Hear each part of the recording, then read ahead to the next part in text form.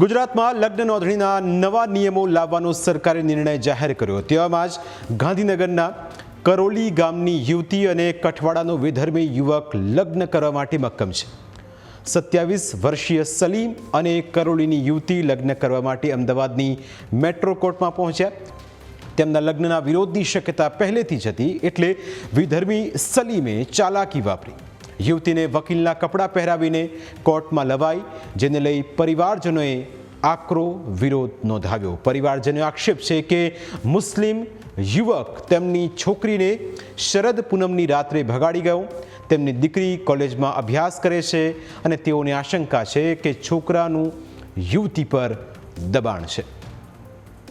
વેલાલ ગામે કોલેજ કરતી હતી, એટલે આ છોકરો કદાચ એના સંપર્કમાં આવ્યો। આજની ઘટનામાં એવું હતું કે અમને કાલે લગભગ જાણ થઈ હતી કે આજે છોકરી હાજર થવાની હતી, એટલે અમે સવારના અહીં લગભગ 20-25 માણસો પહેલાં આવી ગયા હતા અમારા રિલેટિવ સાથે, બરાબર છે।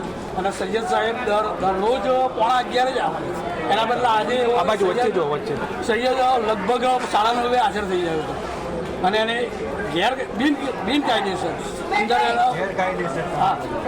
અંદર લઈ જઈને લોક કરી દીધો, અમને અંદર જવા દીધા નહીં।